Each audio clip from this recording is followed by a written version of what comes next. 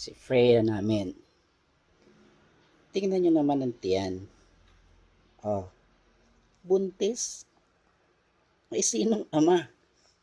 Si Lucky ba o si Harley? Oh, sinong ama nito? Sinong ama? Hindi natin alam kung sinong ama nito.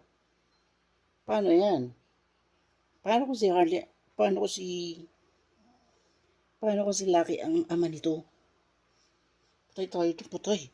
Naku, lagot tayo. Ang laki-laki na ng tiyan. Tiyan, sakal ng dede. Oh, sino? Sinong ama niyan? Sabihi. Sinong ama nito? Ang laki na ng tiyan, oh. Oh. Sabi, sino? Sinong ama niyan? Sabihin mo sa kanila, sinong ama? Ha? Nanguhula tuloy tayo ngayon kung sino ang magiging ama ng iyong mga anak.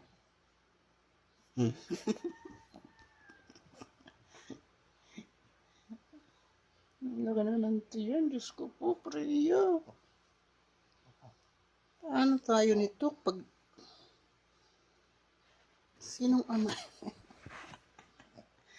Sinong ama yan? I love you. Sinong ama? Sinong ama yan? Hindi alam eh.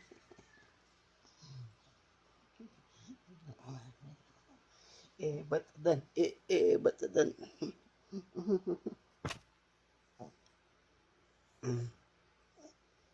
Paano? Anong gagawin natin?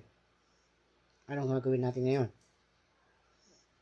Papatawas natin. Papatawas kung sinong ama. Ha?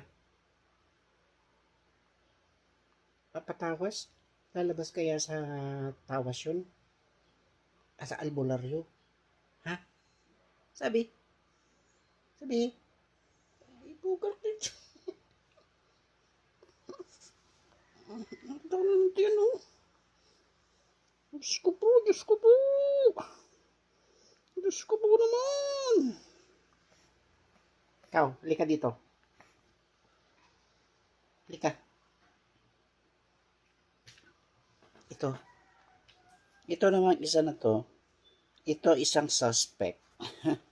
Suspect na tatay ni Freya. Ikaw ba? Ikaw ba ang may kagagawa ng lahat? Ha? Sabihin? Ikaw ba ang tatay nun?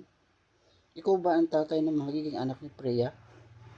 Naku, pag si Harley naman, kawawa naman si Freya. Ito kasi ay anak ito ni Freya. Kapag siya ang naging tatay ng mga anak ni Freya, pwedeng may abnormalities na mangyari sa kanyang mga baby. Yun. Pag si Lucky naman, ang aming aspin, sobrang laki. So baka masisaryan. Ako, kawawa naman si Freya namin, masisaryan. Gagastos na naman si tatay at si nanay ng pampa-opera. Wala na tayong pera.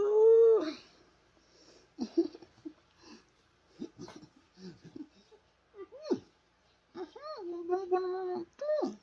Ang bango naman. Sa baba na.